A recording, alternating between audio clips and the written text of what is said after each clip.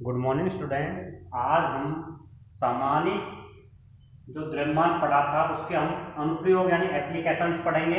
यानी applications of reduce mass, जो हमने कल के टॉपिक में सामान्य द्रव्यमान का फॉर्मूला निकाला था, उसका हम अलग अलग स्थानों पर या अलग अलग पार्टिकल के लिए इसका एप्लीकेशंस का प्रयोग करेंगे। तो सबसे पहले हाइड्रोजन परमाणु के लिए हम प्रयोग करेंगे हाइड्रोजन परमाणु।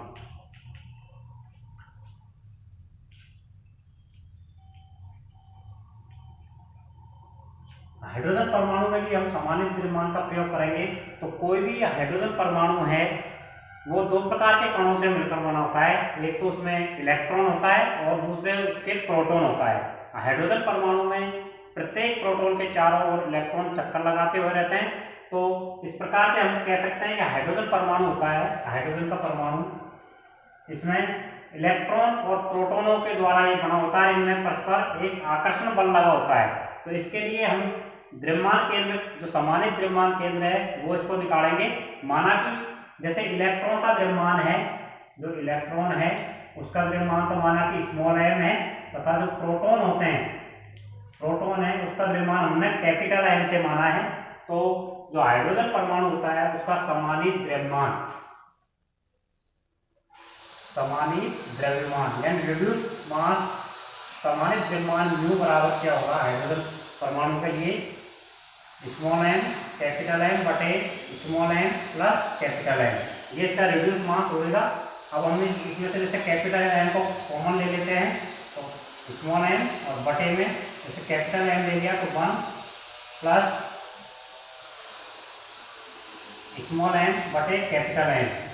तो इससे जैसे कैपिटल M से कैपिटल M कैंसिल हो गया, तो स्मॉल m इसको ऊपर ले जाएंगे तो 1 प्लस स्मॉल m बटे कैपिटल M की पावर -1, और इसको जो इसका प्रसार करेंगे तो हमारे पास आ जाएगा m 1 minus 1 plus x power n होता है। तो इससे 1 प्लस एक्स की पावर n होता है। तो इस फॉर्मूले से खोलेंगे तो ये माइनस में होता है, अगर माइनस लगाते हैं तो 1 माइनस एन एक्स, प्लस आगे के पदों को हम नेग्लेक्ट कर सकते हैं। तो स्मॉल m बटे कैपिटल M ये आ गया, और इसका कैपिटल M के पावर इसको ऐसे लिख सकते हैं n 1 माइनस 1 बटे, इसकी वैल्यू होती है 1/1836। तो ये एक की तुलना में नगण्य है। तो हम कुल मिला के ये कह सकते हैं कि म्यू बराबर हमारे पास आ गया स्मॉल m। म्यू बराबर क्या हो गया स्मॉल m, यानी एक की तुलना में इसका वैल्यू बहुत कम है। तो हम ये देखा है कि हाइड्रोजन परमाणु के लिए जो रिड्यूस मास है वो लगभग इलेक्ट्रॉन के द्रव्यमान के बराबर होता है। हमने इलेक्ट्रॉन का द्रव्यमान स्मॉल m से दिया था और प्रोटॉन का द्रव्यमान कैपिटल M से डिनोट किया था। तो हमने ये देखा कि कोई भी हाइड्रोजन एटम होता है उसके लिए जो रिड्यूस मास है वो इलेक्ट्रॉन के द्रव्यमान के बराबर होता है। इसी प्रकार हम दूसरी एप्लीकेशन के लिए इसको प्रयोग करेंगे। दूसरा परमाणु होता है पॉजिट्रोनियम।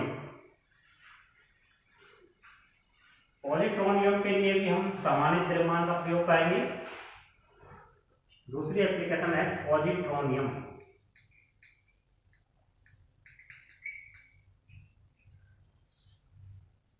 पॉजिट्रोनियम अणु या परमाणु, पॉजिट्रोनियम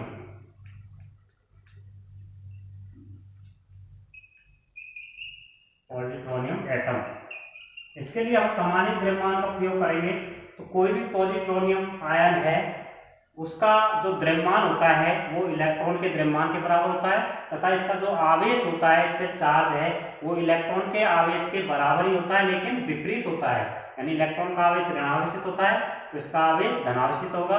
तो हम यह कह सकते हैं कि कोई भी एक पॉजिट्रोनियम आयन है वो एक इलेक्ट्रॉन और एक प्रोटॉन के द्वारा बना होता है। तो इसका द्रव्यमान है, इसका जो मास है पॉजिट्रोनियम का, वो इलेक्ट्रॉन के द्रव्यमान होता है उसके बराबर ही होगा स्मॉल m। जैसे इलेक्ट्रॉन के द्रव्यमान को स्मॉल m से दिखा सकते हैं। और जो इसका आवेश होता है, इसका चार्ज होएगा, आवेश वो प्लस में होएगा, इससे क्या होएगा प्लस होएगा।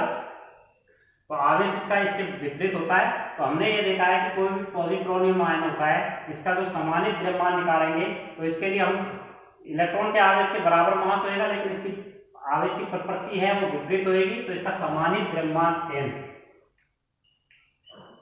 सामान्य द्रव्यमान, कोई भी पॉजिट्रोनियम आयन होता है उसके लिए इसका सामान्य द्रव्यमान म्यू बराबर माना m1 m2 बटे m1 प्लस m2।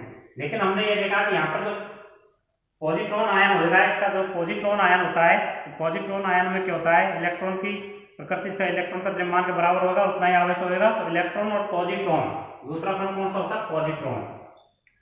तो पॉजिट्रॉन है, दूसरा कण पॉजिट्रॉन था, एक इलेक्ट्रॉन था। मानो इलेक्ट्रॉन का द्रव्यमान m1 है, पॉजिट्रॉन का द्रव्यमान m2 है और बटे में m1 प्लस m2।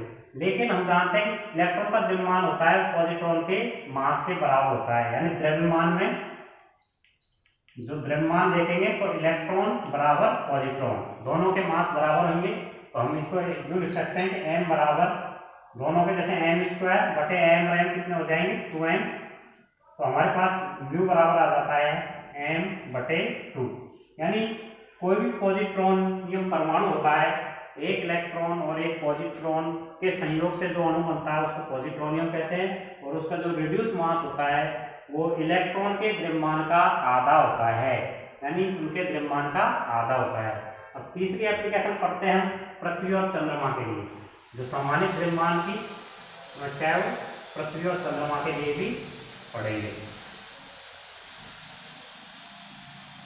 तीसरी एप्लीकेशन है कि पृथ्वी व चंद्रमा, या इसको कह सकते हैं पृथ्वी व कृत्रिम उपग्रह। कृत्रिम उपग्रह के लिए, यानी हम यूं कहेंगे अर्थ एंड मून, पृथ्वी और चंद्रमा के लिए, या फिर इसको कह सकते हैं अर्थ एंड आर्टिफिशियल सैटेलाइट।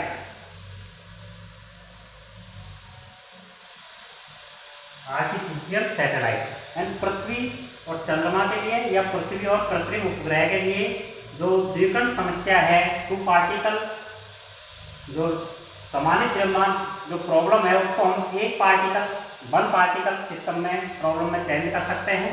तो इसको लिए माना कि जो पृथ्वी है, माना जो पृथ्वी है उसका द्रव्यमान है, पृथ्वी का द्रव्यमान माना वन में कितना है, कैपिटल M है। एंड जो दूसरा है चंद्रमा, चंद्रमा कहेंगे चंद्रमा या कृत्रिम उपग्रह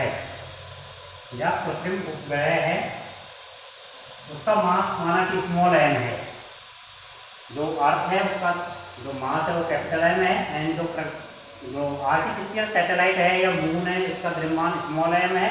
तो जो सामान्य द्रव्यमान होएगा इसका रिड्यूस्ड मास यानी सामान्य द्रव्यमान है वो किस तरह से लिखेंगे, इसकी गति को, इस पर जो बल कार्य करेगा बल के रूप में लिखेंगे इसको हम। तो F वेक्टर बराबर तो गुरुत्वीय बल कार्य करेगा उसके रूप में लिखेंगे। तो स्मॉल m कैपिटल M बटे small m plus capital M and d2r vector बटे dt², इस रूप में लिख सकते हैं। इसमें जैसे हम कैपिटल M को कॉमन ले लेंगे तो क्या आ जाएगा हमारे पास, स्मॉल m बटे कैपिटल M आ गया कॉमन, तो 1 प्लस स्मॉल m बटे capital M and d2r vector बटे dt²। कैपिटल M से कैपिटल M कैंसिल हो जाएगा। तो हमारे पास जो पृथ्वी वाला F वेक्टर बराबर है वो क्या आ जाएगा, स्मॉल m बटे, इसको इधर ले जाएंगे तो 1 माइनस स्मॉल m बटे कैपिटल M और d2r वेक्टर बटे dt² यह आ जाएगा। लेकिन जो स्मॉल m है वो चंद्रमा का द्रव्यमान है वो पृथ्वी के द्रव्यमान की तुलना में काफी कम है, तो इसलिए इसको हम ये वैल्यू बहुत कम आएगी। तो F वेक्टर बराबर हम लिख सकते हैं F वेक्टर बराबर m d2r वेक्टर बटे dt²। जो यहाँ पर d2r वेक्टर है बटे dt², ये क्या है, त्वरण है। पृथ्वी का चंद्रमा के सापेक्ष जो एक्सेलरेशन है वो त्वरण है। तो इस प्रकार से हमको ये भी समस्या है, द्विकण समस्या है चंद्रमा और पृथ्वी की, टू पार्टिकल प्रॉब्लम, उसको वन पार्टिकल प्रॉब्लम में चेंज करके सामान्य द्रव्यमान निकाल सकते हैं। तो थैंक यू। आज हमने जो सामान्य द्रव्यमान के एप्लीकेशंस हैं उनके बारे में प्रयोग में पढ़ा है। अब आगे हम कल लास्ट टॉपिक पढ़ेंगे इस यूनिट का।